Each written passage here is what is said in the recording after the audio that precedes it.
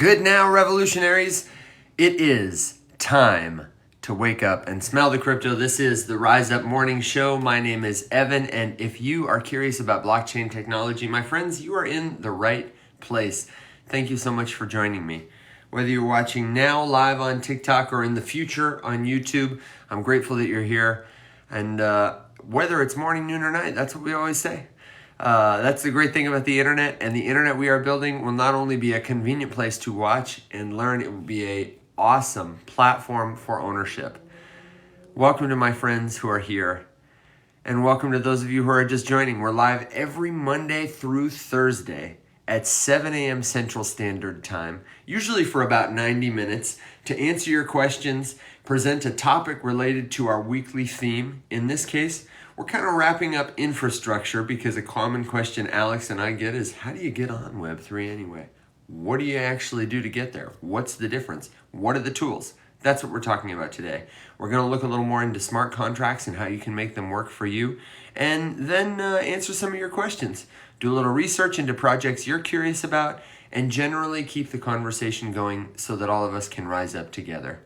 Rise Up, of course, is what the Faceless Many do, and you, my friend, are one of the Faceless Many, whether or not you know it. The everyday people united in the extraordinary struggle to rise up and write a better future. That is us. And if you want to join a crypto community where people ask their questions, where they share what they know, where no one's going to try and sell you anything, it's not that get rich quick hypester kind of place, then check out the always free Faceless Many crypto Discord. We talk about blockchain, we talk about AI, we talk about all kinds of stuff, how we like our coffee.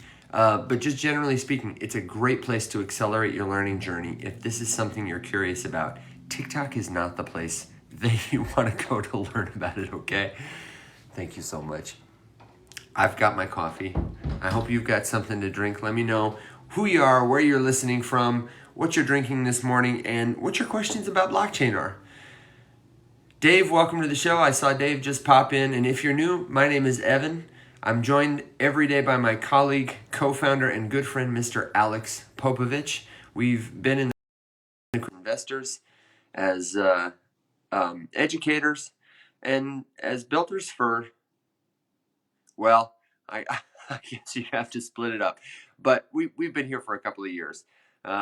So this stuff is getting familiar to us now. So much that we've started to forget some of the stuff we've learned, which is one of the reasons we do this show. It keeps us sharp, keeps us fresh. We're going to go over a couple of headlines if we don't have questions, and then we're going to jump right into today's topic. I've got a segment prepped on a new tool called Kali, which is apparently the name of an awesome goddess in the Hindu canon. I just learned about that yesterday. Shout out to Tori for the incredible synopsis of Kali's story. We might get into that a little later once we tease it, but I had no idea, frankly. Alex, man, welcome to the show. How you doing? Hello, good morning. What's up, dude? Man, not much. You're the strong and silent type today, or the mysterious type. Just trying to get this stupid thing to do the thing. Jeez, there we go. Do the thing. Do. Welcome. Oh, thank you. I was just telling people that last night, Tori sent me a blog post she did like 16 years ago. It was in 2009.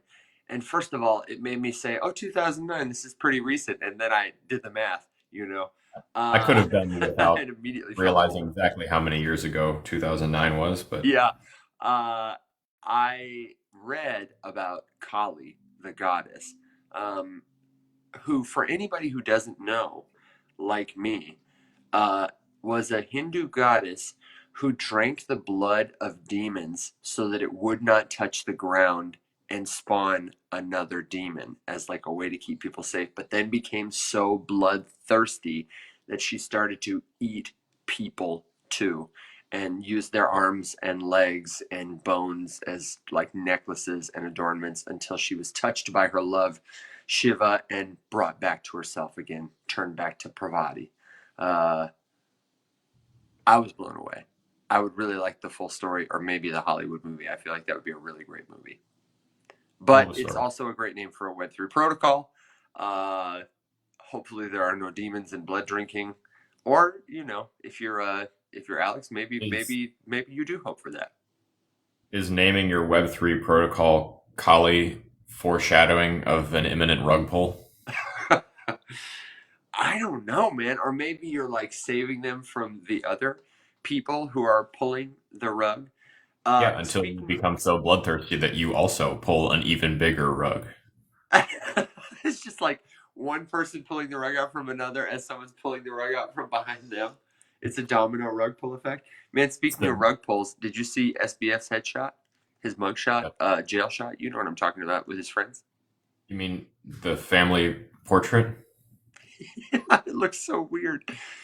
Dude, Uh, I swear that's got to be Photoshop. That's got I to be really fake. thought so too when I saw it yesterday. It was honest to God my first thought. I It's was like, got to why be. would he allow himself to be photographed like that? And just like how awkward it looked. Here, I got it pulled up for anybody who It's is in our so weird. audience and hasn't seen it yet. It's so weird. Like, look at this. I also what I want to know. Look at old Sam here. Oh, he's got the prison issue haircut.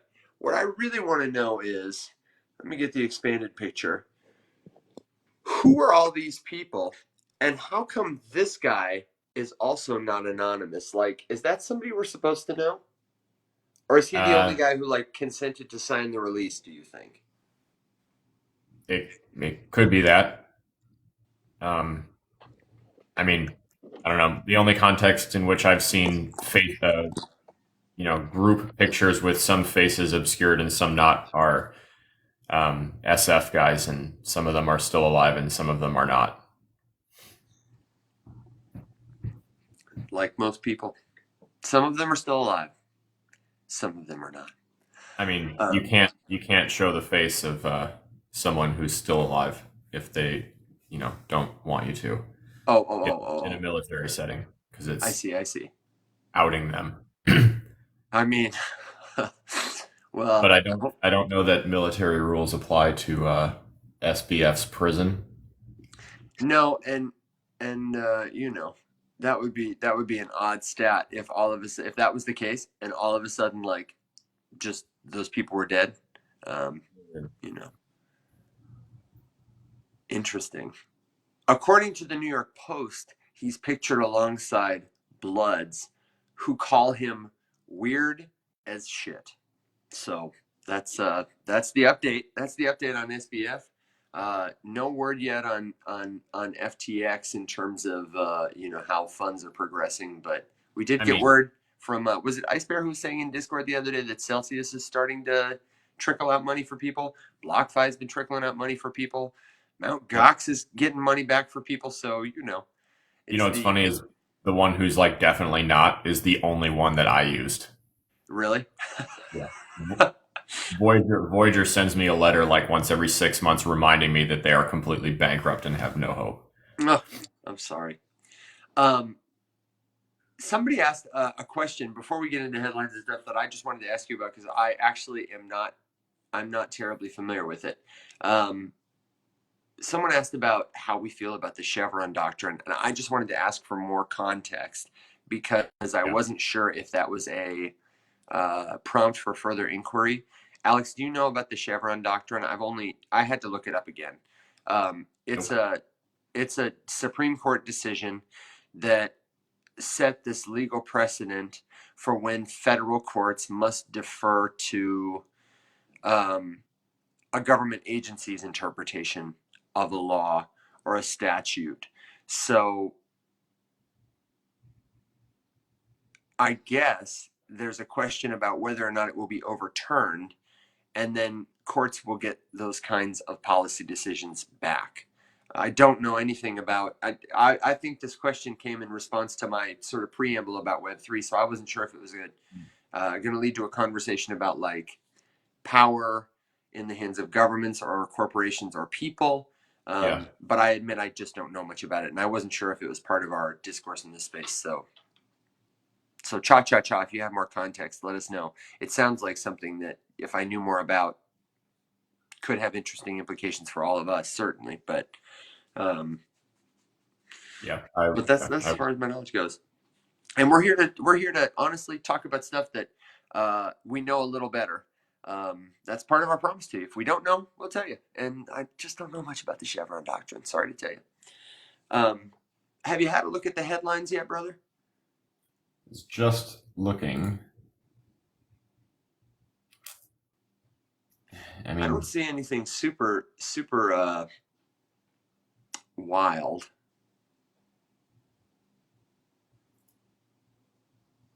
and, oh, so Bitcoin. So we've got what the news is calling a tumble, which to me doesn't look much like a tumble. A tumble.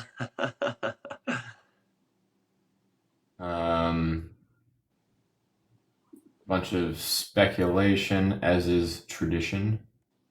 I think right now everyone, so we always say that if you're coming up to the market and trying to like make predictions, that it's just too young to do it, remotely accurately, and you can kind of, I think you can sense if you have a knack for this kind of stuff when like a short term thing is going to follow a more predictable pattern. Like the short term price action of a traded asset based on X, Y, and Z.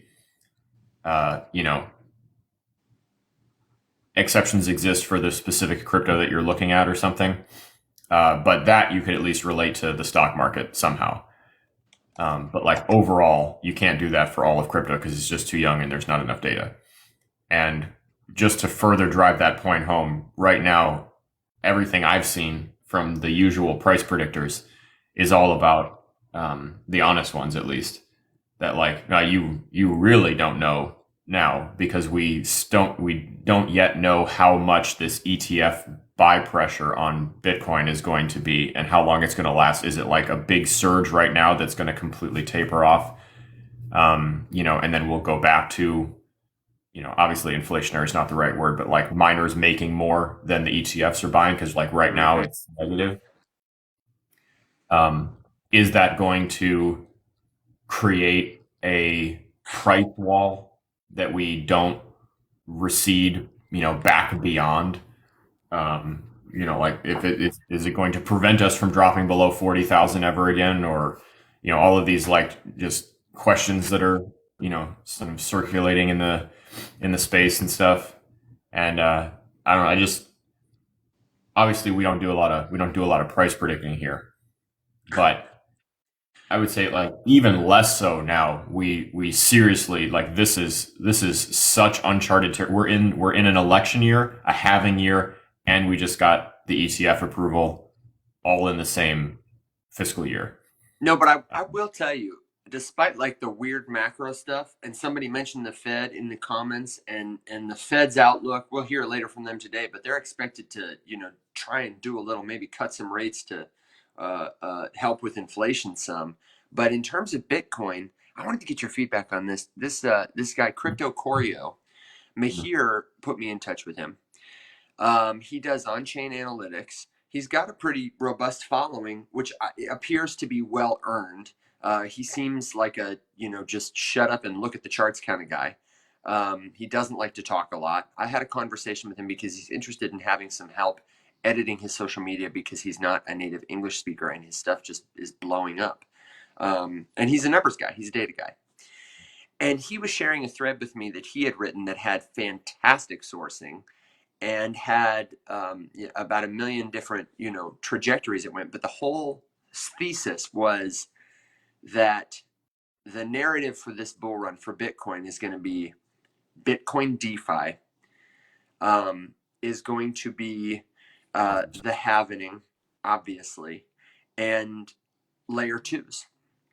And just 5 days ago, Justin Sun of Tron fame announced that he's interested in incorporating Bitcoin layer 2 technology.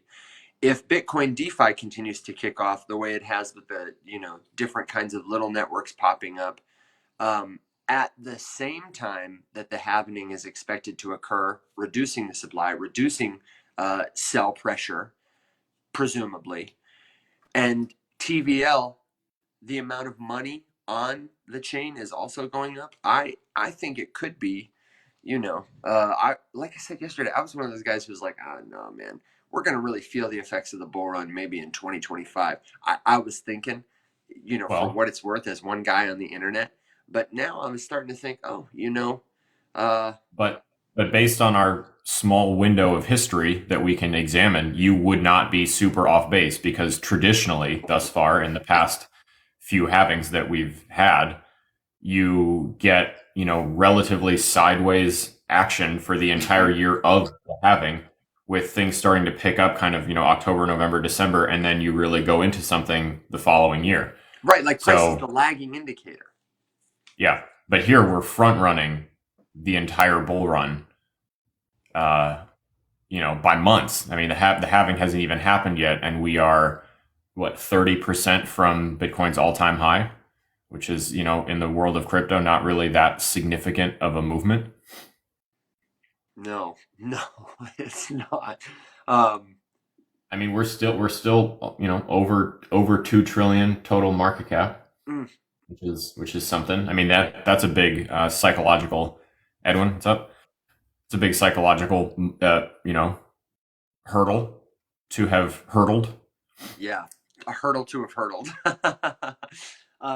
Yeah, Edwin, Angel. I don't know Saying, if you guys have been with us for a minute, but we're just speculating on some of the headlines. We're talking about Bitcoin. The Fed's got an announcement today, and I do want to tease that we will speak more specifically. We're going to do some theme weeks around Bitcoin as the halvening approaches. We can do one on historical data on halvenings past.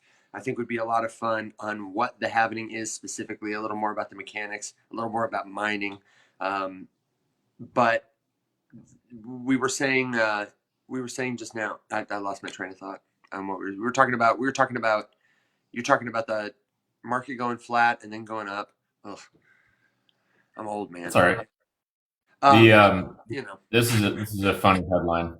Um, so for reference, Solana's current price is $103. 103, baby. Wow. Do you remember when it was like $8 a couple of months ago, and people were like, "Is the network Yeah, dead?" Pre-bunk. yeah. you know? Oh, I was saying to yeah. myself at that time, I was like, this might be a good time to start accumulating some more Solana. I was over it, but as a speculator, I was like, could be Yep. spicy. No, Right. I thought something similar, and I didn't do anything, which is Oh classic. no. Yeah. Of course, Avalanche is up too, and that was one that I did get some of, when it was $4, and it's now down at 37, which is pretty cool. Um, Yeah. Yeah. I feel good about that. this headline about Solana is really funny. Solana price drops 5%. Can Sol fall down to $20 again? It's Can it? like, I don't know. It just gives me the vibe of the car got a scratch. Are all the wheels about to fall off? Yeah. It's just like, dude, stop. Um, Angel brought up a good point too about narratives that we expect to see is roll ups. ZK Sync specifically is what she said, but roll ups, roll ups, roll ups, roll ups. That is, I thought last time, like in, the 2020, 2021 time, I thought that's, when people started talking about it, we were going to start to get some promising delivery on that tech.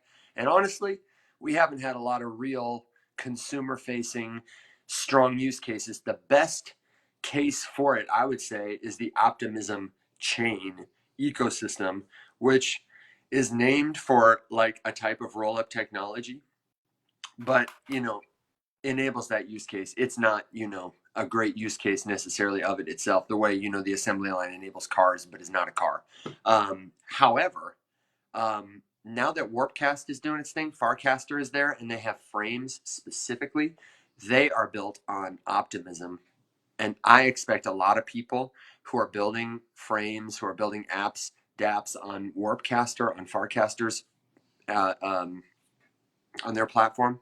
I really think that they're going to start to show a lot of people what like rollups can do in a consumer way.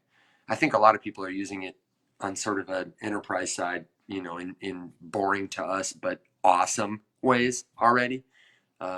But I agree. I think ZK Sync, I think rollups, optimism, anybody who's doing that kind of math and magic, they're going to have a great day soon.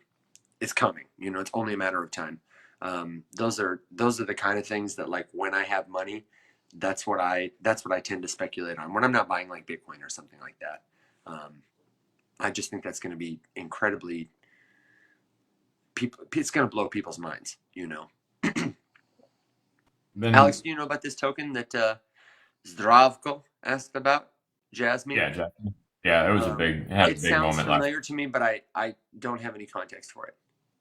It had a big moment last bull run, so it'll Did it? probably do it. I have no clue if it's actually doing anything useful or if it's just booming because Well, it has some history. I mean, it's had a good couple days. Let me say that as a speculative investment, if you're holding this token, looks like you're having a good day. But yeah, oh I yeah, mean, granted, in the grand scheme of things, though, like 2021, yeah, right? no, It was dollars. yeah. The chart. Let me say this. I don't know what Penny. Zdravko's experience is, but in my limited experience, I will say when the chart looks like this, as you zoom out, to me, you know, I wouldn't touch it. But you know, maybe this will be your golden goose, brother. Zdravko. I love I that. think there are many great projects. And this is probably where my opinion on it gets a little more controversial, I guess, in the general like Web3 space. But there are a lot of really cool projects, and I feel like I can think of and identify like 8 that need a cryptocurrency. Yeah, yeah. Who is that? Who And were we talking to the other day? Was it you and I? We were talking to someone. It wasn't you and I.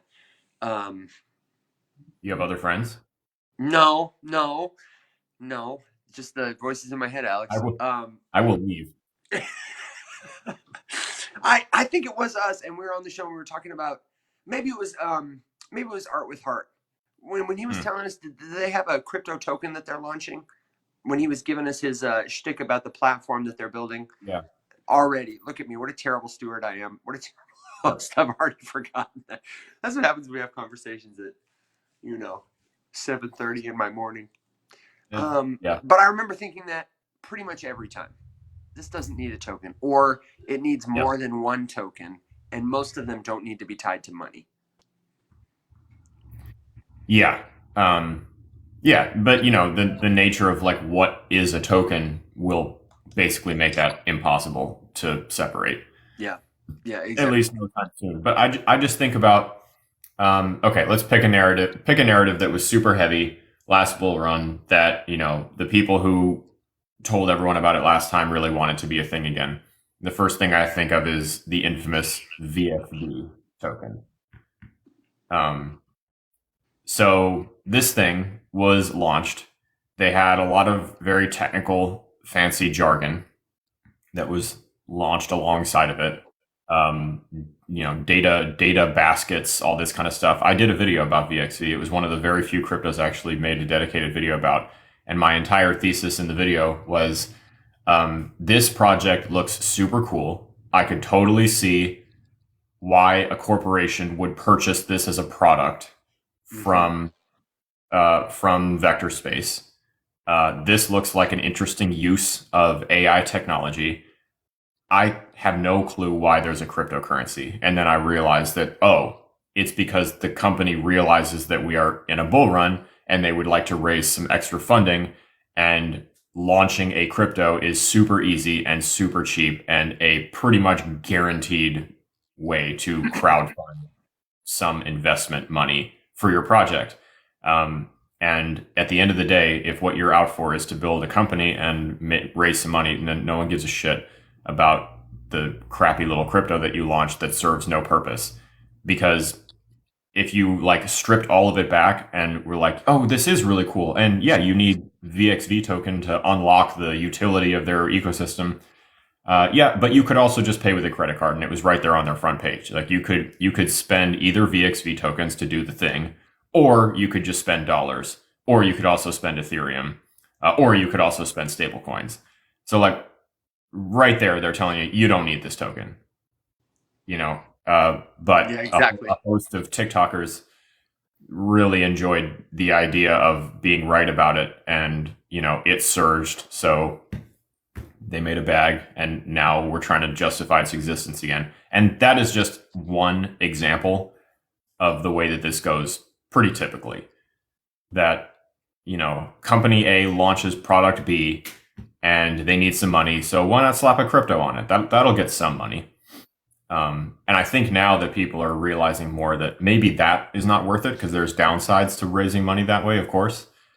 Um, So it'll be curious to see, and it just makes me think that the only things that are going to get like real adoption are not the ones that like launch a crypto and then try to sell the crypto to people. It's going to be companies that launch a product, sans crypto, that ends up using one that just kind of comes along for the ride, right? Yeah. Like gaming, I think Web3 gaming is going to be huge. What does Yeah. that mean? That means that probably some Web3 gaming tokens will run because that's what they do. Hmm. Which ones? It's a total crapshoot. But the the actual thing that I think is going to run is that at some point a really good game is going to come out and it's going to have a Web3 component, and that Web3 component is going to have to live somewhere, and wherever it ends up living is Yep. going to get the reward. Like, imagine if Helldivers had launched with just a simple POAP for signing into the resistance, right? Like that would rip because it's cool. But all of the things that are like launching a crypto and then trying to slap a game on top of it to like make their crypto make sense, like, dude, I'm speaking from at this point lots of personal experience. Making a game is not easy, and your focus has to be the game. And that is exactly why Helldivers is doing so well. It's because of the boots on the ground tactics of the CEO, who is go follow him on Twitter right now. He is actively out there counter marketing his game right now, Hmm. and it's working. Someone was like making a post like, "Hey guys, I can't really afford to buy a brand new game, but Helldivers looks awesome. Should I do it?" And the CEO replied like, "The servers are like kind of shitty right now. Don't waste your money. Like, give us a little time. I don't want you to pay for it." And sales are just it's outselling everything. But the focus there is not some weird obscure in-game currency that you need to unlock more shit. It's just a badass game with a really cool story, right? Hmm. and and that's why it's succeeding. So like I'm just so not bullish on Web3 gaming from the standpoint of like tokens that don't matter. No. Um, And that's a good tease to tell you that we have decided. I texted Alex yesterday, and every time we talk about gaming, we always get a lot of good comments, a lot of good feedback, and we make up our own rules here. The points don't matter, so we decided. I texted Alex, "Hey brother, you want to talk about gaming next week? You want to make that the theme for next week? Let's give the people what they want, and we'll shine." He was like, yeah, "Obviously." So get ready, drop your projects. I saw Angel already said, gaming. We wants to see gaming is what we're talking about next week. Yeah, a token for a game that doesn't need one is like I don't know. It's like hey, Tekken 9 is coming out. By the way, we made a new controller for it, and also it's just every I don't know. That's a bad analogy, but you see what I'm saying? It's just like a yeah, throwing it in there when you don't necessarily need it, and I don't know. I think there will be like you naturally a lot of games that make it fit. And I see we're getting a lot of comments on this, so this is what I propose, just to wrangle us in and give us some order and keep everybody here. Thank you for being here. I've seen a lot of projects in the comments. I started looking at one. I want to start looking at another. I do want to introduce Kali. Tori, you missed my Kali story. I read your awesome blog and told everybody about Kali. I think it's a natural fit to create tokens and contracts that will matter. So I do want to introduce you to it. But Alex, can you help me stay on this and then add whatever you want in terms of the projects you see or the points you want to talk about? Angel mentioned multiverse.ai, which I just looked at. I think is a really good lesson. Somebody asked about ICP, which I think we could probably tell them about quickly, and somebody asked about Scale, which is a gaming chain. Yeah. So I wanted to ask you, of those topics, I didn't tease any of them particularly well. Is there one you know more about, less about? Can we rapid fire them and touch them, and then invite people? We can do this today. We tend to do this on Wednesdays anyways. Give a lot more back and forth, and what your project would dive into it. I know of those. I know a little bit about ICP and Scale. Yeah. Okay. I would immediately refer anyone who's interested, to the people that I know who actually know about those. And I would say, go ask Daniel if you want to know something about ICP, and go ask Mac if you want to know something about Scale. Mac's been a Scale KOL for a couple of years now. We actually spoke to Scale about hosting the game over there. I think that Scale is currently needing to do some adjustments, because I hate to break it to you, but it's not like a great place to go to like try to launch an indie game. It might work if you were like a big funded studio trying to, do something big.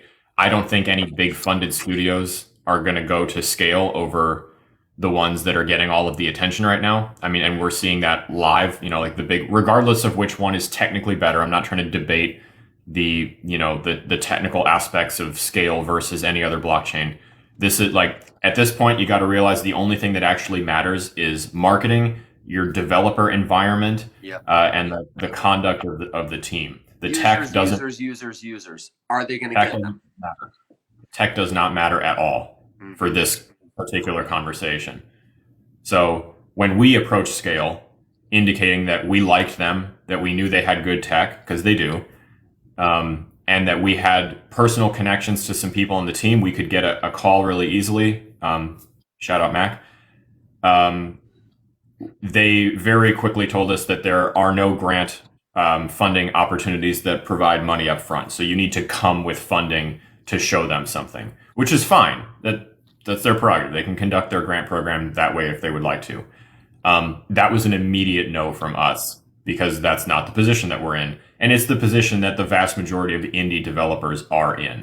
So right there, by having a grant program that does not award money up front, you are eliminating 95% of the indie game developers that might want to launch something on your chain. And I'm sorry, but that is not the way to grow a chain in its infancy, who's already lagging behind the big dogs in the fight, like Avalanche, like Polygon, like Ronin, all of these other chains and networks that are getting games and offering upfront money that you can apply for.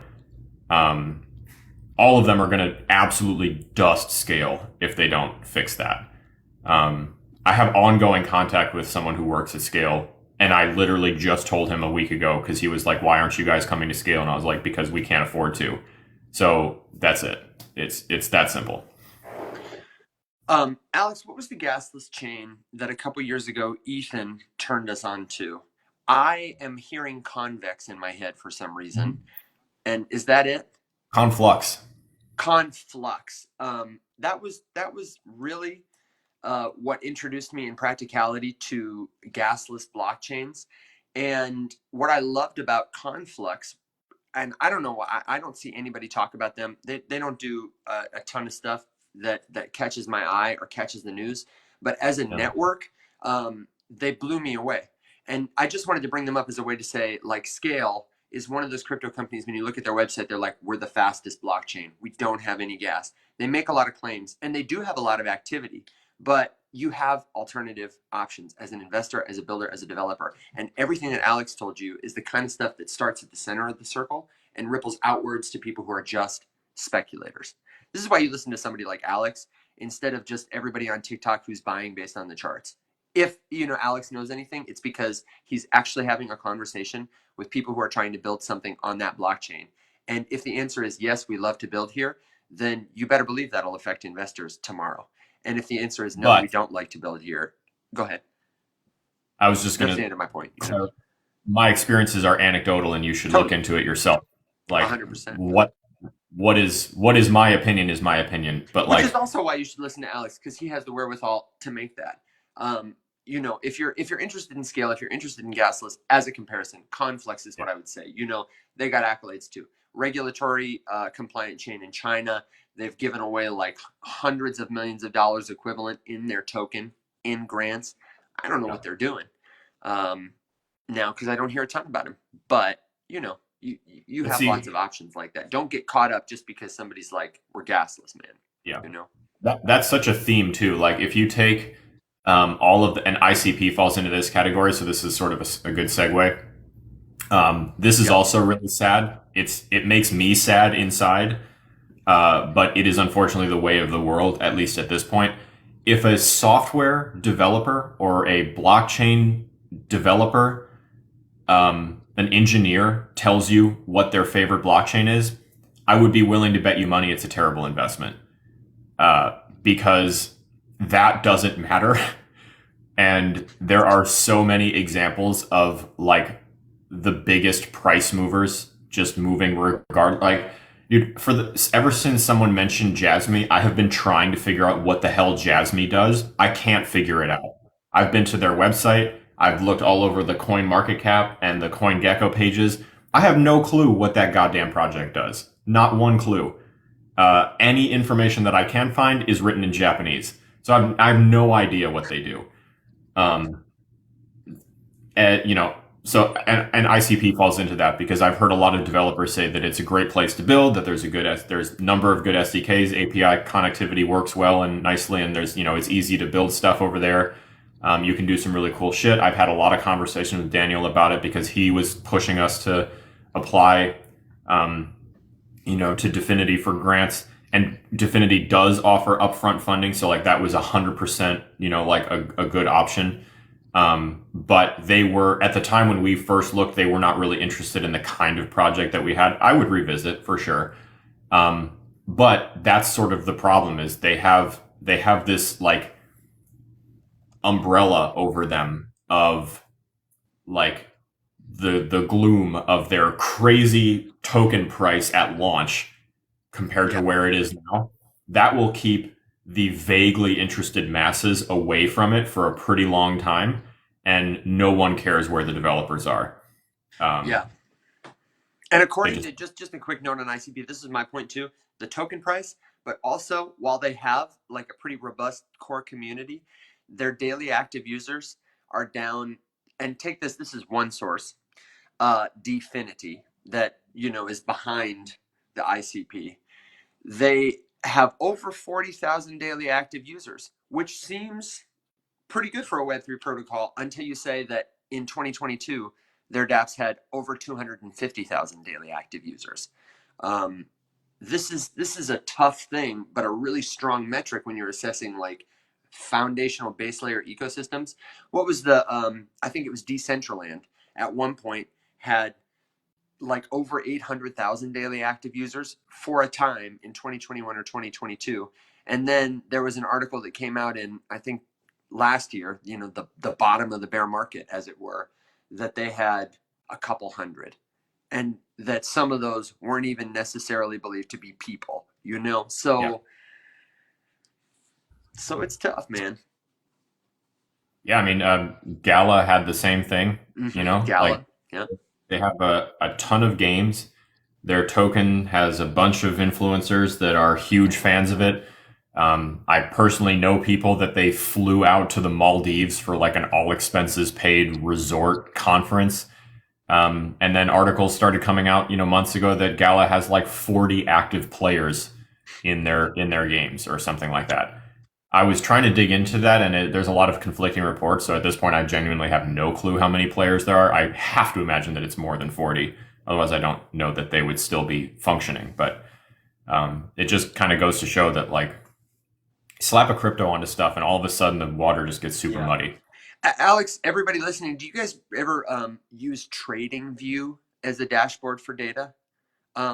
I don't I use don't, it. but I I know don't use it people a that do. ton, but one of the things I use it to look up that I think is a really valuable metric, just if you want to do your research on something, is active addresses. they aggregate, and to be fair, I don't know what they aggregate this from, but they look at daily active addresses as a way to determine use. That's how they determine users. And in Web3, is it an address that's making transactions? Is it logging into protocols? Is it sending stuff? Um, and ICP is number 16 on this list, alongside other things like, you know, uh, Chainlink, which is below it. I was impressed by that. XRP, Cardano, Algorand, Avalanche, Tether, of course, Bitcoin, and according to this, number one is Tron. Interesting to me. Also, Justin's son allegedly just bought $300 million worth of ETH in the last day or two. Wow. Tron has 1.6 million daily active addresses. Bitcoin, just under a million. And Ethereum, 500,000, which is amazing to me, honestly. I really wonder, and I almost feel like L2s on Ethereum should count like daily active addresses on Ethereum. Like if you're using Polygon Matic every day, I almost feel like that should count as a daily active Ethereum address. I cannot believe when you do that math that Ethereum is not outperforming everything, personally. No, that doesn't make any sense to me. I saw Edwin had asked about Polygon. Do you want to give your thoughts about that now? And I really do want to tell Angel what I think about multiverse.ai, but I want to do that after because I want to segue into just the Kali bit real quick. Rapid fire answering really quick. Go for it. Okay.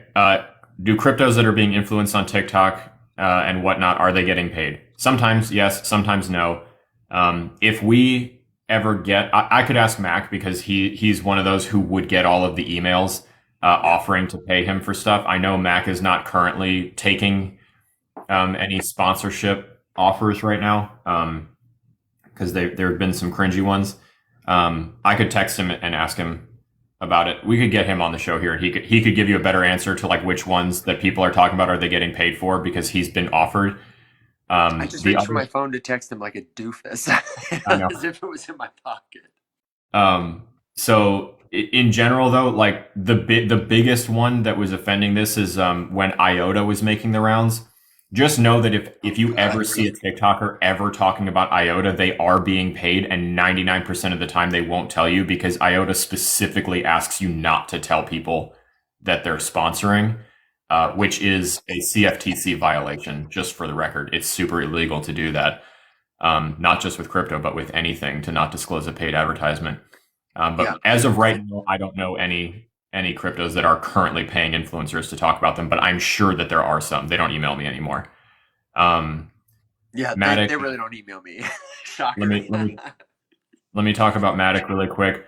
Cha-Cha, why does that hurt scale? I'm not trying to be snide or glib at all, but are you trying to ask me why does it hurt scale that they're not incentivizing developers to come there? Because I feel like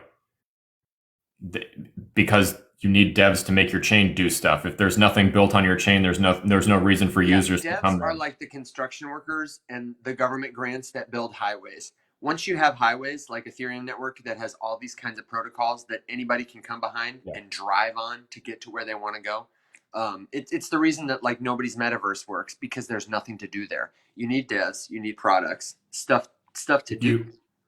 If you don't have devs, the only activity that your chain can get is token trading speculators, which is fine. You can get decent activity from doing that. But you need to basically keep the hype train running 24/7, or they're all going to leave and go somewhere else because their attention span is less than that of a gnat. So if you don't have devs building stuff, there is literally no reason to go there. And right now, Scale is in a quandary because they're not popular enough to get the huge stuff. Maybe they'll get a one-off here and there. But they're also not incentivizing small indie devs who are looking for a place to build the protocol that they give a shit about, who would probably enjoy working with Scale because Scale works really nicely. So I just think that hurts them. Angel says something's up with Tron. Something is always up with Tron. Tron is the sketchiest project in all of crypto. Justin Sun is who I expect to see when Shaggy and Scooby pull the mask off the criminal. And it's Justin Sun underneath. Like that's what I'm waiting for, honestly. And he would have gotten away with it too if it wasn't for the meddling blockchain. Okay, Matic. Let's talk about Matic too. Because Be unless careful you have a thought on researching on Justin Sun. X. No, it's funny because whenever we go to a conference, Tron rents out like an entire floor and they have like the whole thing to themselves. And dude, they roll like with this massive entourage. It's so weird. There will be a documentary made about Justin Sun and Tron at some point. Yeah. So Okay, Matt. yeah, Matic. I would say, do what works for your investment profile. Obviously, a lot of people use Matic, Polygon. I personally have enough to cover the confidence I have. I don't have a need to hold more as a speculator, as somebody who's not imminently building on the platform. I would recommend their tech to people, but honestly, I personally expect other L2s for investors to have a more interesting time, and also for builders. The number one that I'm looking at is Base by Coinbase. They have a tremendous amount of activity. At times, they have outpaced Ethereum for activity metrics, and they are not slowing down. Their name is out there in everyone's mouths, and not just in everyone, but like the mouths of people who shape narratives. I think Base as a comparative alternative, Optimism, Arbitrum, are other kind of L2s that I would expect to see have the kind of explosive growth and also price action that Yeah. Matic probably. I don't know. What do you think, Alex? I feel like Matic is priced in. I've mixed feelings about Matic because it's undoubtedly a decent network. They have a lot of stuff, but it's kind of just like diet Ethereum. If what you're trying to do is build a project that can scale to a shitload of users, which should be the goal, Matic is not really going to solve your problem, right? I think that Matic works at what it does, and I would not be surprised if it runs because, like I said, there are two separate worlds to every crypto. There's like the usability and the utility of it, and then there's the speculative nature of it as an investable asset on the other hand. So it really depends like which angle you're looking at it from. If you're looking from pure investment, it's a legacy project. There's no reason for it to crash and bottom out. They're not doing anything wrong. It's just not that great, in my humble opinion, which again means only what you think it does. I would agree with Evan that I think the other chains that are going to get the big corporate attention will probably outpace them because anyone who has built or run stuff on Polygon, which I know plenty of developers who do build and run things on Polygon. Mm-hmm. Gas is a lot cheaper than Ethereum, but it's still a thing and it still spikes. So that's still inconvenient and that's still a problem. Just because it's a lot like Multiverse X is my other good example because gas spikes, but it spikes from like an eighth of a penny to a sixth of a penny, right? Matic spikes from a couple cents to a couple dollars if it's crazy. So like better than Ethereum? Yes. Is there other stuff that's way better than it? Also, yes.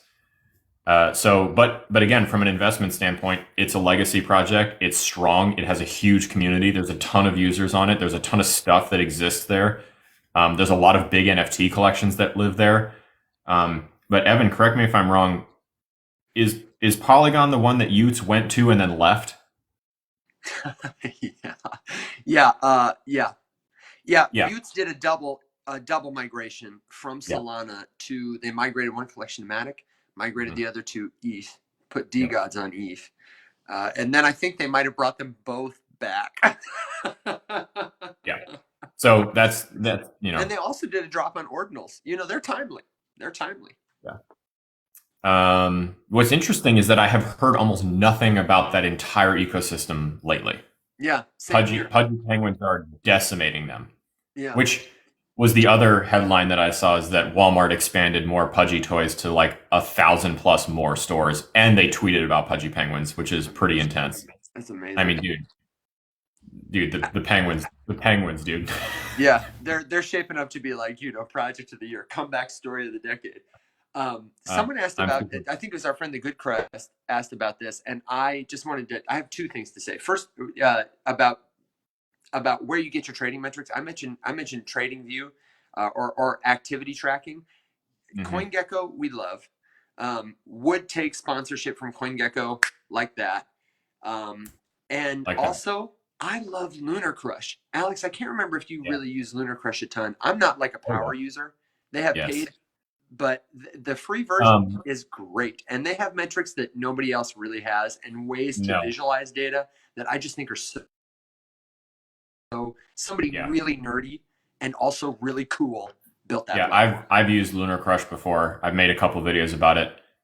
Someone who's like way more into Lunar Crush than I am is Mason. He Oh, is he Mason really? loves Lunar Crush. Yeah. If you want it, Mason is great at getting stuff from the internet. He's like an internet if you native want guy. to, if you wanted to know more, he's probably got some videos. And if you asked him, I could ask him to make another video about Lunar Crush if people are interested in seeing some more, like maybe a little bit more of an intricate dive on like how he gets info from it, because he's done like surface level stuff before, but I know he uses it a lot. Yeah, The great research tool. Okay, sorry, I'm super behind on the comments. Just give me a second. I am too. There's one about Bitcoin that I'd like to get to, but I've chosen the last two or three. Yeah. So you be the dealer for a minute. Chacha has a great question. Where do you look for activity metrics? Okay, so this is what I just answered, bro.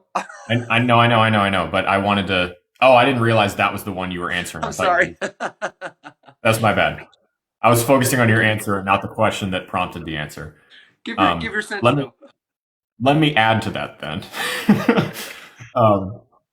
The one thing that I see constantly get CryptoPanic attention are GitHub commits on big chains, and using GitHub commit numbers to qualify the most developer active blockchains. And Polkadot is almost always number one. And I just wanted to say, and if you are a software developer who uses GitHub, back me up, because I'm not, but I'm pretty sure what I'm about to say is true. Adding a commit to GitHub means almost nothing. All right. In the last GitHub push for Shades of Sin, there were over 3,000 commits added, and 2,400 of them were individual frames of animations being added to something. Like, no code improvement was pushed in any of those 2,005, 2,600 commits. Interesting. Everything that changes about a piece of code in GitHub counts as a commit. So just be a little bit careful if you're looking for good activity metrics. Don't lean too hard into the GitHub commits. Now, again, I will qualify that statement by saying that the broad majority of just quick, low attention span speculative investing that happens in crypto, if they see a huge GitHub number, it might be enough to prompt a spike in price. So like, pay attention, but just know that at its core, it really doesn't mean that much. And if you have the technical know-how to go look at the GitHub and see what the commits were, then you could determine whether they were actually like meaningful code commits. Because Cardano and Polkadot always have super high commit numbers, which could be indicative of a developer's constantly working on it, but it could also be just constant updating happening to keep, something light. Like, if you changed, the case on a sentence on the front page of your website to be uppercase, technically it could be a GitHub commit, so just think about that. D, again, like I said, nothing against Scale. I just worry about their methodology right now, but I think they'll have to adjust because, if I'm right, it'll hurt them and they'll have to make an adjustment. And I see no reason to think that they wouldn't make the adjustment because they seem to be a super solid group. We see them at all the conferences. They were super responsive. They're super easy to get a hold of and talk to. Like, they have everything going for them, except I think not offering like small amounts of grant funding up front to people who apply and qualify for it. But in the indie dev community. So that's the only big downside I see, which I just happen to think is a big downside. You have to come to Scale with money. Somebody made an interesting comment. Do your own research about Kusama counting for Polkadot commits too. And my question is, do other parachains also count, like Akala? Isn't Moonriver one of them? I would be interested to know because that's one of the things we love about Polkadot is the essential ability to build networks on the network. It certainly could, because obviously all of those things function on the Polkadot 0 layer. So I would have to double check, but that wouldn't surprise me if that was the case, which could also make a lot of sense. I as to gotta why. like I gotta like the live, Alex. I'm reminding everyone to like the live when you see something that delights you because I just saw. Look at this comment: Plainview Roller Rink, which is a great name. I hope that you really manage an account for a roller rink. Conversations with Evan. If you're not using GitHub, what are you using? Um, I'm using caffeine. Um, I'm using exercise. I'm using an GitLab. iPhone from a former time. That's what I use. Those are the things I use. I do not use GitHub. If somebody hired me for a job thinking I GitHub would use sucks. GitHub, I mean, I, I would be on here crying to you guys. GitHub sucks. I have tremendous awe for people who want to because they're. I'm not a coder, man. Not a coder. I'm gonna get more Git, caffeine. GitHub sucks. Uh, I'll be right back. yeah, GitHub is terrible. It's the user experience on GitHub is trash. Uh, if you're a developer, again, feel free to back me up here. But the last conversation I had, for example, with my father, who is a multi-decade software engineer, was just that like we got to get this shit off of GitHub and move it over to something else like GitLab, for example. And if you want some further proof of what I'm saying is true, one of the co-founders of GitHub was just banned from the platform, and he's personally migrating all of his own repos to a different host because he's over it. But for real, like, especially if you're not a developer, go just try to navigate around GitHub for a second, and tell me that you don't want to jump off a cliff because it's terrible. And Mac and I have sat down like with really talented developers and like screen shares, and like we're sitting there and it's like, all right, we're gonna walk you through how to download a repo and just pull this thing up. And dude, like I've been walked through it more than once, with like very patient instructors, one of whom is my own father, and I still don't know how to do it. It still sucks. I hate it so much. Yeah, obviously it's a Yeah. huge influence. People who like it like it. I am not one of those people, and I am willing to accept the loss of credibility that might follow if you are a fan. Ooh, GitHub not sucks. for me. Yeah. Um, Evan, it wouldn't surprise me if Evan is still using Radio Shack. Evan is probably like the final remaining customer of Circuit City. And Hello, Moto. we're, Oh my god. dude, for real though, I fondly remember the days when we got the first time my household had two cell phones. My mom and dad each had one, and it was the Nextel with the little extendable antenna that you could pull out, and it had push to talk, so you could walkie talkie across the country to anybody because texting wasn't a thing, and that was really cool. I would honest to God, as much as I would hate having like, if I was in a meeting or something, I would use that all. Like, I feel like we would use it. I'd be like, "Hey, dude," just to say hi. You know. Um, hey, real quick, I want to give a quick shout out. This is not a sponsorship. This is not a commercial. It's our thing. It's your thing. It's the Faceless Many Discord. I saw a question here, Alex. I went to the Discord to look up the answer. Trying to bridge AVAX to ETH, what bridge would you use? I am not a power user of AVAX. Our friend Joe, who posts super helpful stuff all the time, super power user, trusted architect of the Faceless Many.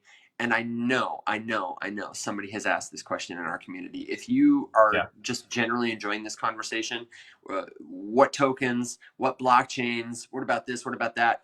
The Faceless Many Discord is a great place to have those conversations when the show is not live. So check it out at discord.gg/the-many and share what you know there. Ask your questions there. We'll all rise up together kind of vibe. I don't know about Cody, a bridge. Do you have a bridge for AVAX, Alex? I was going to say the same thing, Cody. I can't answer that question, but Joe can, and we could 100% forward this to him and get you an answer. If you jump into the Discord, I'll tag him and both of you, and I'm sure he can help you out because he does it all the time. Otherwise, if you're not a big Discord fan, just shoot me a DM and I'll get you an answer. Yeah,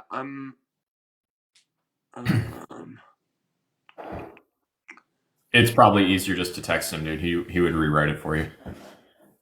he's such a nice guy like that. Yeah, I'm gonna ping him. I'm gonna ping him and we'll see what he says. AVAX, great chain, a lot of activity happening. Making moves gaming, making moves Big fan. DeFi. On track to be, who was it the other day? Sports Illustrated is launching their Yeah. ticketing service, I NFT mean, ticketing dude, service on Avalanche. take it back to the beginning of the chain. Emin Sur is about as OG in crypto as it gets, as far as like network founders go. I don't know why he's not more commonly mentioned in the same conversations as Hoskinson, Gavin Wood, Vitalik. Like he's. I mean, oh, perfect. Daniel's here. Maybe Daniel knows, because I don't know for sure that this is true, but I'm going to look it up. I want to say that Emin was involved in the original design of um, or a follow-up design or amendment to Bitcoin's consensus mechanism, but now I need to look. That's interesting. Tori, I'm going to tell him you miss his walkthrough videos. Joe, our friend, really is a great educator. He's a teacher by trade. And Alex, while you're looking up, let me touch one other quick question. I think it was our pal the Good Crust who asked about Bitcoin after the ETF. Do we think it's going to follow TradFi? And obviously, we don't know enough to speculate. But what I want to say to you is, remember that Bitcoin solves different problems than traditional currencies, fiat currencies, nation state currencies, and also than stocks. It is a global, permissionless, decentralized currency that most people right now see as a store of value. That now your money manager, I heard a money manager the other day that I know and respect as a person, but his profession, say, well, to a client who wanted to buy cryptocurrency, I can recommend this, the ETF. That is going to happen more. So more traditional finance people are going to be more comfortable using it. But it takes a lot of privilege, a lot of first world privilege to say like, oh, I would never use Bitcoin. Most people around the world would love to have a store of value. Most people around the world would love to have a bank. Most people around the world would love to be able to send folks money without anyone's permission or ability to censor it. So different problems. Yeah. You want to talk about what actual censorship looks like in a world where everyone is whining about censorship because they got banned on a social media website for posting a bunch of racist bullshit. Talk about the inability to receive any money without your government intercepting it and confiscating it from you and then using it to fund their own private war. That's fucking censorship, not, oh, I broke the terms and conditions that I signed when I made my account and now they're mad at me. You're not being censored. You're just whining. That's Dude, my is Their Own Private War the name of an album yet for your metal band? It's Because gotta be. it should be Their Own Private War. Hell yeah, Okay. dude. Rage So, Against the Machine vibes. so interesting. So this is Emin's crypto history. In 2003, 5 years before the Bitcoin white paper, Sir and a few other co-authors wrote a proposal or a systems, whatever, a white paper, I guess, before that was a thing, for something called Karma, which was a virtual peer-to-peer currency system. Really, really interesting. It was the first peer-to-peer currency with a distributed mint. Huh. So yeah, he's been involved. He did one of the original security analysis on the Bitcoin white paper itself. That's impressive that somebody trusts his opinion that much to ask. That's cool. Yeah. Well, I mean, he has he's of course a PhD and has been doing this kind of stuff for a long time. I don't see the consensus mechanism here, but I know I've read that somewhere. Mm-hmm. So I'll have to find that later. But anyway, Daniel, while you're here, I have a question for you. I know you're into DAOs, IRL. Are you hip to Kali, Kali.gg? Have you used their platform? They also have another tool that is called Wrapper.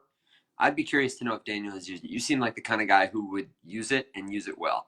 I wanted to talk about it today, and we might get to it. But I actually, Alex, is it cool if I bump back to a question that Angel asked about multiverse.ai and maybe segue to that if Daniel gives us an answer? Yeah. This is a project, Angel. I'm sorry it took forever. We always come back to things though. This is a project that launched, like a lot of the projects we've seen today, a few years ago. Had a chart that looked like this, where it starts here, everybody sells, and now it's just kind of doing this, right? And it's had some activity lately. It's had some attention lately. But Alex, I want you to just go to this website and look at it with me and tell me what you affirm. If you're following along at home, you're playing at home, multiverse.ai is the website. Beautiful website, looks like a brochure, and they've got all this footage that looks like the trailer for your next AAA video game. They probably, put it together with a production company. Build a world you believe in with multiverse, okay? And their whole website, the marketing copy, the pitch, gaming, socials, it's got the buzzwords, it's got the pictures. Look at the partners.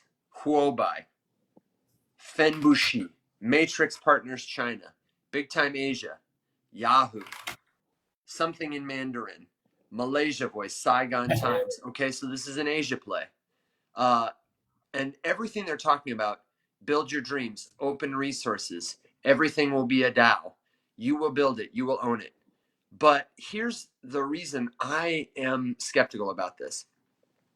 Alex, these awesome visuals. What are you thinking about? I hate the word multiverse so much. Yeah. So the visuals to me and the branding to me, the first true metaverse, we've seen this a couple times with Axie, with Illuvium, with the metaverse of the day, whatever it is, Decentraland, whatever. There's a lot of buzzwords, but the substance I personally am looking for is how many people use your platform today. What have people built there? How are they allowed to build it? They've got a token that they claim is the way to access stuff, but they're selling it. So, incentive problem there. They've got a promise that every community will be a DAO, but I don't see anything about the tools they're giving DAOs to make decisions. What you're telling me is basically, it'd be like saying, okay, welcome to the United States of America. There are 12 of us. It's 1812, and you are going to help us expand this place. We are going to give you your own town. We're calling it Angel Town, and you can move there and do whatever you want. You know, in 75 years, if you're still alive, it might have a restaurant, it might have a doctor. You know what I mean? Like that kind of vibe. It looks like a lot of money poured at what I would call a cosmetic problem, designed to get people to buy the token. If you're really interested in metaverses, I would say invest in infrastructure, because people aren't going to want to hang out in this kind of place unless they're nerds, there's a great community, or the hardware makes it easy. Um, Now, you know? yeah. So we're running into this. I don't want to say problem because it's not a problem yet. This idea with Shoup as a platform. If you're building a social platform and your plan is just to tell everyone that the social platform is awesome, go hang out there, and then you cram all these people into a room and you're like, be friends, and they're all just going to stand there and stare at each other. They're going to leave. Look at, and my proof of that would be Blue Sky, Threads. Take your pick, and these are founded by billionaires. Yeah. Right. You have to give people a very specific reason to be there. Yeah. At first. You have to let the community build itself organically. Otherwise, they're not going to do it, because there's better options. There's other places to be. Why would they go in a room without any of their friends and leave all of their friends on Twitter unless there is a very specific reason for your friend group to come to the new place? So that's point number one. Yeah. Number two, I am super bearish on DAO tokens as investments, because I personally believe that in order for a DAO to achieve its actual mission and actually do the thing it's supposed to do, you cannot price a potential DAO member and voter out by outclassing them socioeconomically. You have to give them a vehicle to acquire their governance rights inside of the confines of that DAO, so that they can. Thank you, Daniel. That means a lot coming from you. Otherwise, they're just not going to do it. So your library, the public library would be a great foundation to build a DAO. But if you charge everyone 10 grand to walk through the door and be able to vote about it, a bunch of corporate nightmares who don't use the library are going to be the ones controlling it, and all of a sudden it's not a DAO anymore. Yeah. It's a tyranny. Yeah. So you have to food co-ops, farmers markets, like all the I lived on a farm where the farmer used to go to a farmer's market all the time. He was a small organic farmer. He did 100% of his own labor, and he grew a ton of crops, way more than any one man should theoretically logically be able to produce by himself. And he quit going to the farmer's market because he got priced out because of how expensive it was just to set up a table there. And he wasn't charging enough for his produce to cover it. But that would be, but he went to like 30 years of these markets before he got priced out. So like that guy should have earned the right by his contributions to that thing, the farmer's market, to be able to stay there. DAOs are the exact same way. I don't give a shit about your DAO if you're selling people tokens to get in. And then point three with this, and I'm not trying to just shit all over this project, but I'm kind of am. Just first Tell example, it like it is, Alex. as seen on always rubs me the wrong way. It's the same thing like announcing a partnership with Chainlink. It doesn't mean anything because I don't know anything about the context. Yahoo maybe featured Multiverse AI, but did they feature them by saying this is a scam? Watch out. No, the about us's are like references. You could tell somebody who was not necessarily a tech reporter was like, what is the metaverse and why do you need to know about it? And here are 5 projects that use this language on their website. Right. Metaverse, I'll get to that in a second. Metaverses are a whole other thing. But this website just like looks like a website that was built by someone who just learned how to use a website builder. It looks to me like it was built by somebody who got some money from token sales. Is what it is like. Your font choice is usually all I need to know about you to decide whether or not I think it's like worth my time. I'm very superficial when it comes to font choice. I actually like their font choice, just not for. Oh, Evan, I don't know. Like it. Keep doing this. What's that say about us, man? Oh. No, it's terrible, dude. It's so bad. It's so bad. I think their color palette is nice too. I think the they look juxtaposition, like a pretentious boutique marketing agency, which is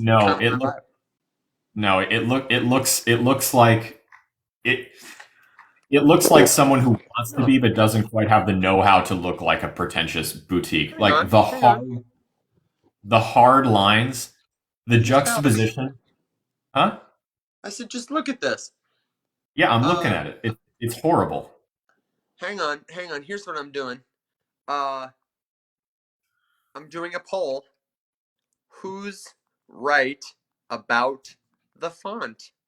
And look for it. It's gonna appear right up here. Listen. No. Evan, I love you, but Tori just said exactly what I'm trying to say. She just said it better. The juxtaposition of the title font mixed with the typewriter script in the paragraph is making me want to end it all. Okay? It's horrible. Why on earth would you put those 2 fonts next to each other? It looks so bad.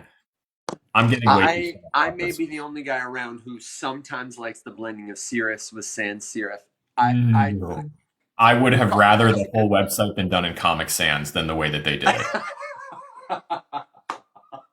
That's terrible.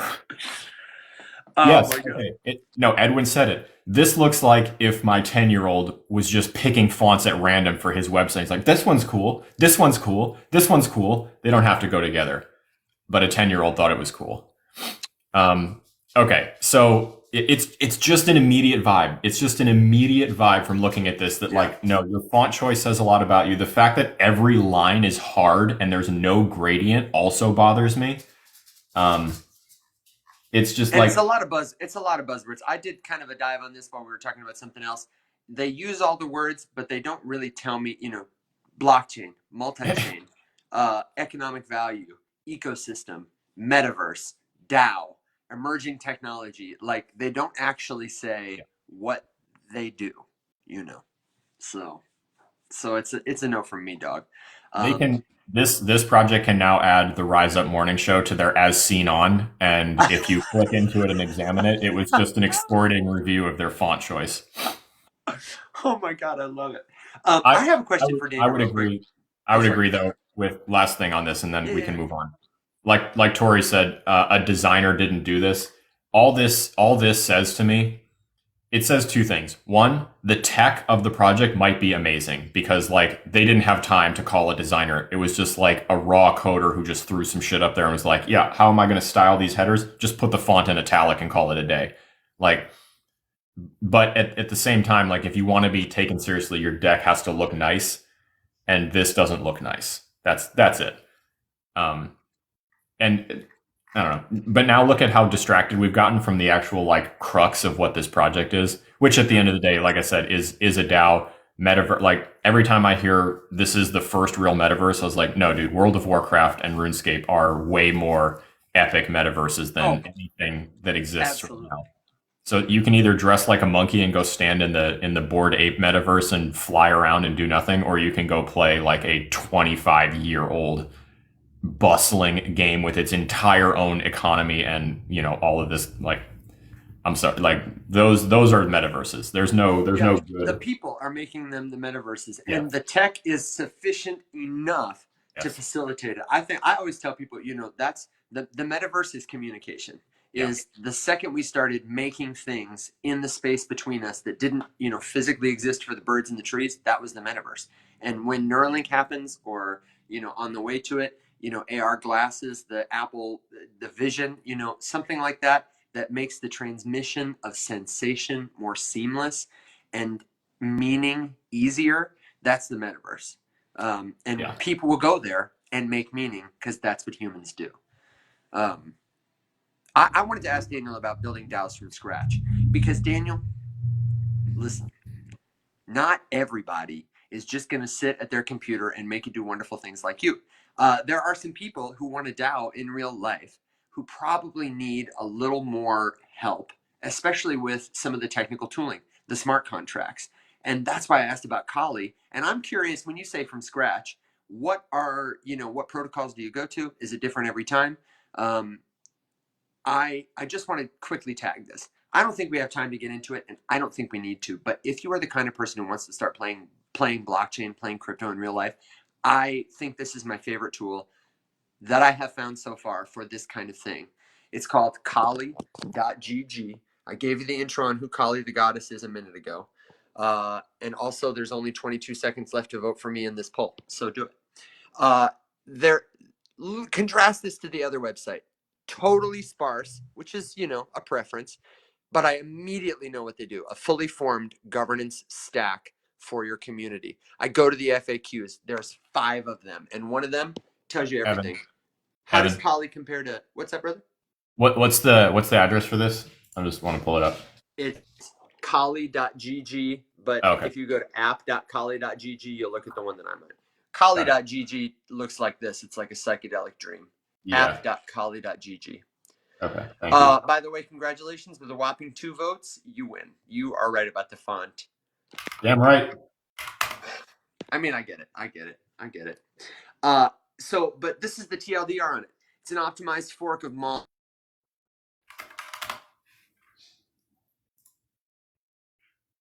Rugged. system into a single smart contract.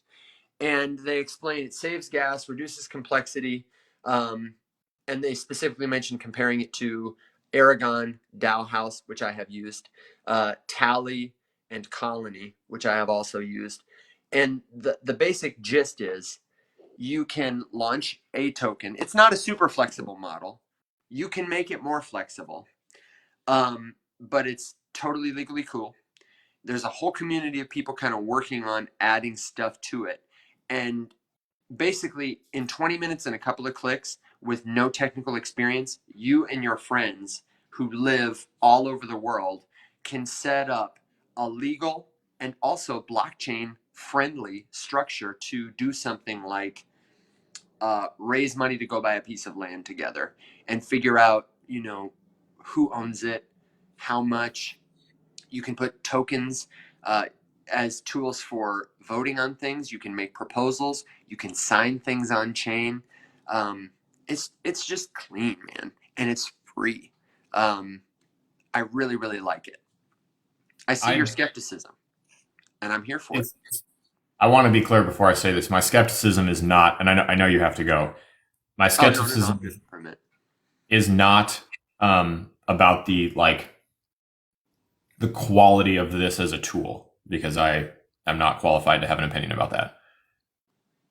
But given what we've seen DAOs do thus far, I feel like I feel like like we're in a sci-fi movie. Like, this is a powerful weapon that will be used for bad in the wrong hands. You know what I mean? Like, it's just going to get used to launch tokens. Well, you know, the DAO I covered the other day, Cougar DAO. This is part of their stack.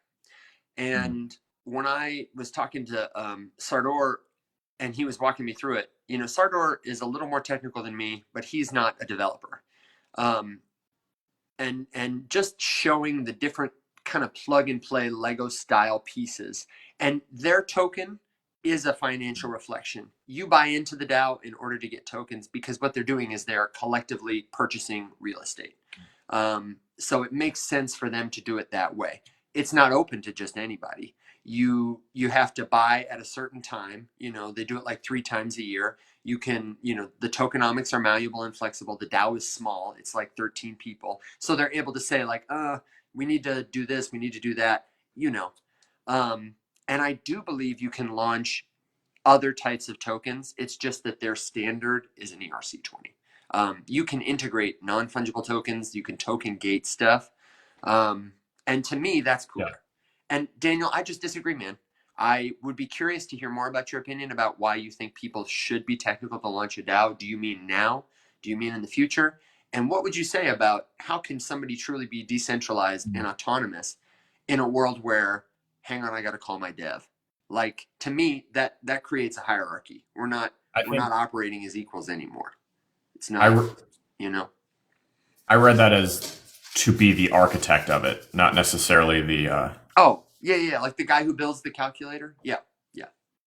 I agree. Yeah, because I don't disagree either. I think that, or I would disagree with that. That the only way I think DAOs are going to work is if they are like organically built around a specific idea that would benefit from DAO structure. But again, I feel very strongly it needs to be done sans financial like component, because otherwise it's immediately tainted. Daniel said, no, I meant it in the way you guys disagree, which is unclear to me. I'm sorry, Daniel. Character limits are killing this conversation. I don't entirely know what you mean by that. He's agreeing with what you said, just that. Oh.